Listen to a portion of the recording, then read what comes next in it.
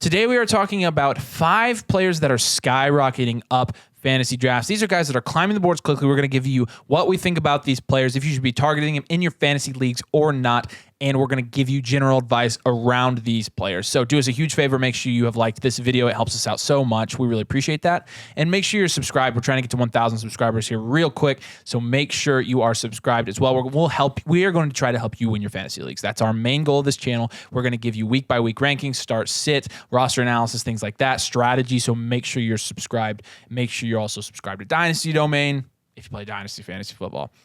All right.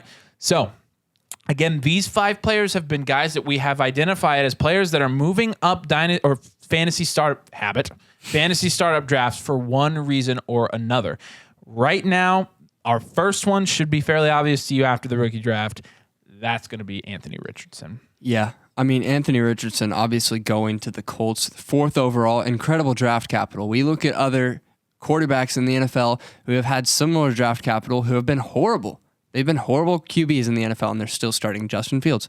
You look at Justin Fields last year, absolutely atrocious passer, 5.6 adjusted yards per pass attempt, and he still averaged 20.2 fantasy points per game. I mean, if Anthony Richardson is being drafted as QB 10 on Underdog right now, I really think that's reasonable for him. If Justin Fields, as a horrible passer, could average 20 points per game, let me tell you, Jared Goff last year was the QB 10. He had 17.1 fantasy points per game. If you look at fantasy points per game and who was the QB 10th overall, just points per game, it was 18.5.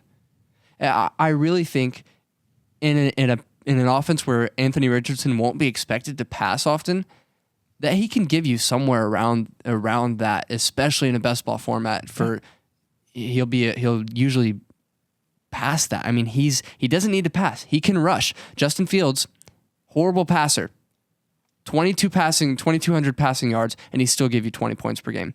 I think this is a great pick, and I think he offers a lot of upside. I think Anthony Richardson, by the end of the year, by the time you hit your fantasy playoffs, can be someone who is winning you championships, and other people in leagues with casuals, if he's dropping to QB 15, absolutely smash, draft him every time. What that allows you to do is, if there really is a realistic possibility that Anthony Richardson could produce at a level like this is going to allow you to load up at the running back and wide receiver positions earlier in your drafts instead of taking a Pat Mahomes, a Jalen Hurts, a Josh Allen, or even a Lamar Jackson, somebody with a rushing upside. You can get that at QB 10.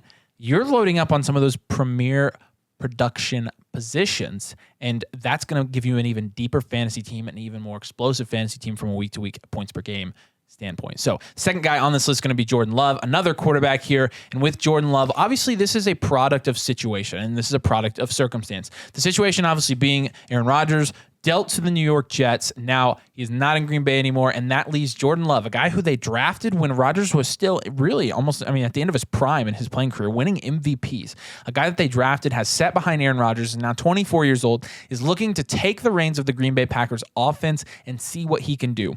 He is being drafted currently as the QB 20, and obviously before the Aaron Rodgers news, he was nowhere near that.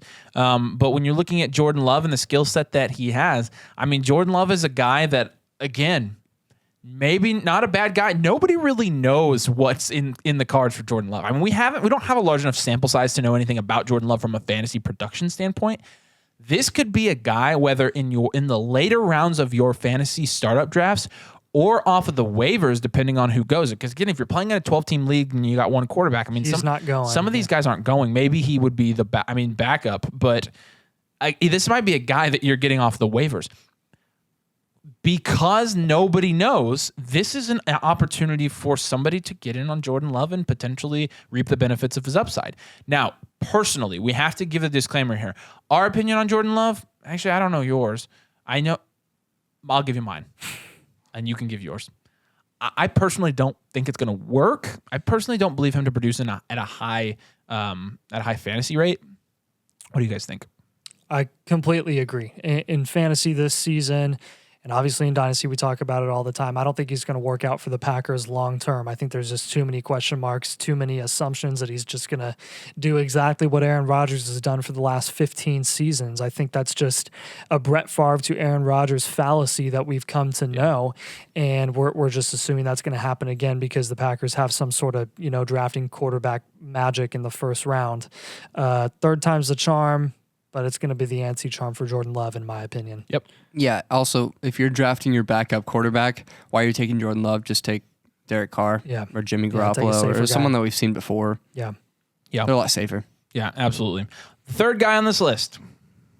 Nick Chubb is going to be this guy. So he's gone all the way up to running back 5 on Underdog, just behind Jonathan Taylor and ahead of Saquon Barkley and Derrick Henry. I'm not going to mention the other guy he's just ahead of because this is correct. But with Nick Chubb, I see it. I understand it. A lot of people were screwed last year by Nick Chubb because they didn't invest in him at his price, which was a good price, and everyone predicted that he was going to fall off for no reason. This year, I think my personal opinion is I think we've overcorrected a little bit. I think where Nick Chubb is going right now in fantasy drafts is a little bit rich for me from a ceiling perspective. I don't think he produces any higher than this. Like, this is the max spot where I expect him to go at the running back position. If he ends as RB5 in PPR, like, I am very, very impressed with him, honestly. And really, I would be happy personally in my fantasy leagues if Nick Chubb produced as a mid to maybe even a low end RB9, RB10 kind of range. But if he's going at RB5 in fantasy drafts, that's not a guy I'm willing to take a risk on. I think with Deshaun Watson, I think he's going to take another step up this year, getting affiliated with that offense, finally getting some real live NFL snaps again for the first time in a while. Last season, he's going to come in fresh and ready to go this year. I think there's going to be a lot of passing volume to go around, and they're going to give Chubb a lot of rest. I don't know if there's going to be enough volume in that offense for him to produce as, the guaranteed RB5. I think there's guys going behind him that have a higher ceiling. I think Derrick Henry has a higher ceiling than he does. I think Derrick Henry has just as good a chance of being RB1 overall as anyone in the NFL.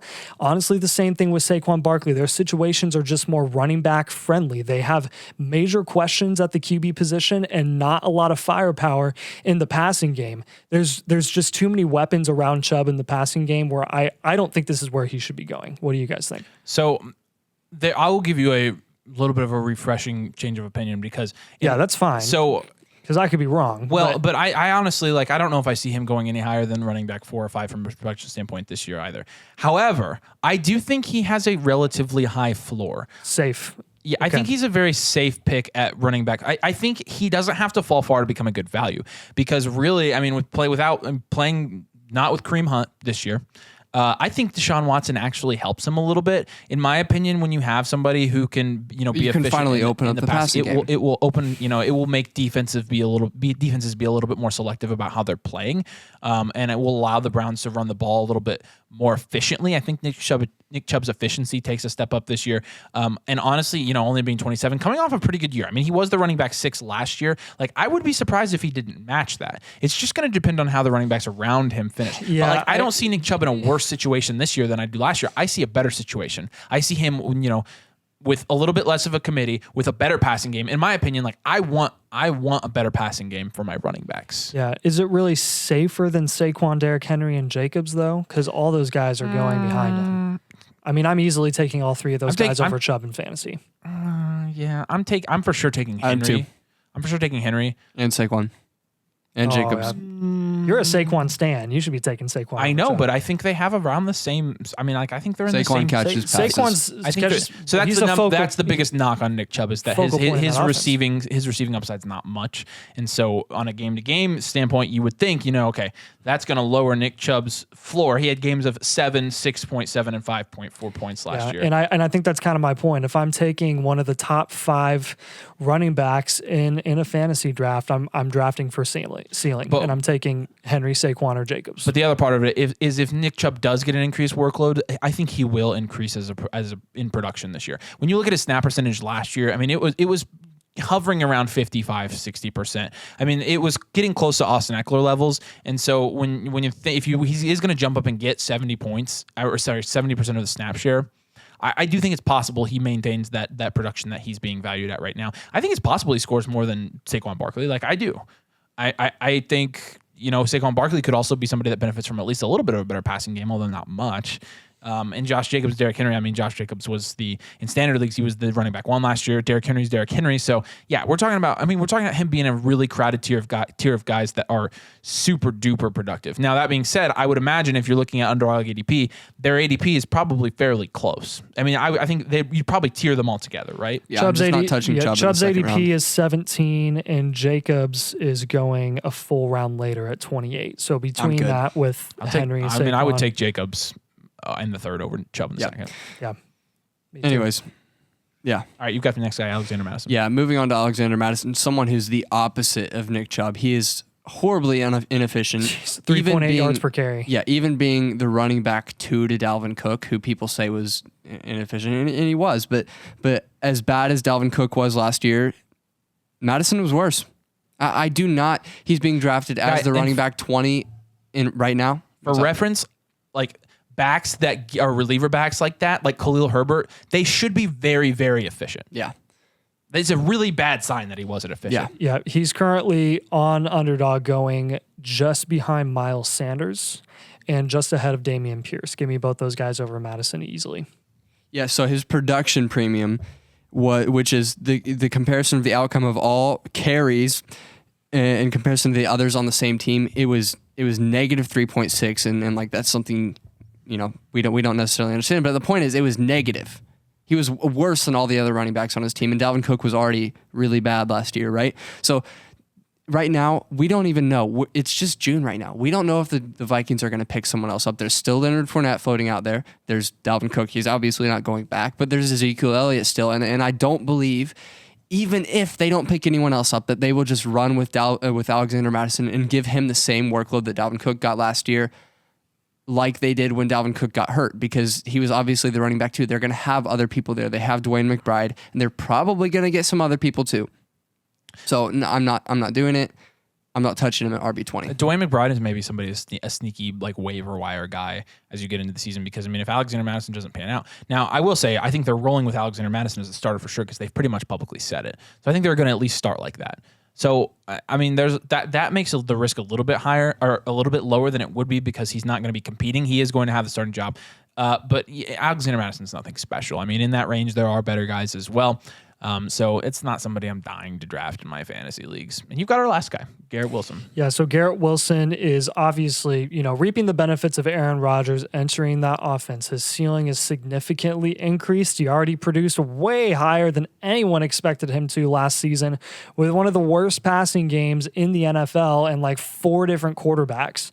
And this year, he's got Aaron Rodgers going at QB8 or going at wide receiver 8. And honestly, I was surprised that that it's not higher, because he's the guys going ahead of him are AJ Brown, who is playing alongside Devonta Smith and Dallas Goedert, and Stephon Diggs, who has a bunch of issues and questions right now with the Buffalo Bills. Honestly, look for Stephon Diggs to start falling in value a little bit in fantasy, and he may even become a good value. But I'm honestly surprised that those guys especially are going ahead of Garrett Wilson right now in fantasy. I think there's an argument to be made that Wilson has a higher ceiling than both of those guys, not just from a team situation standpoint, but I mean, from a talent standpoint, Garrett Wilson was scary productive for a rookie wide receiver last season. I mean, the sky is the limit. He was producing at Justin Jefferson level numbers, and he had no quarterback.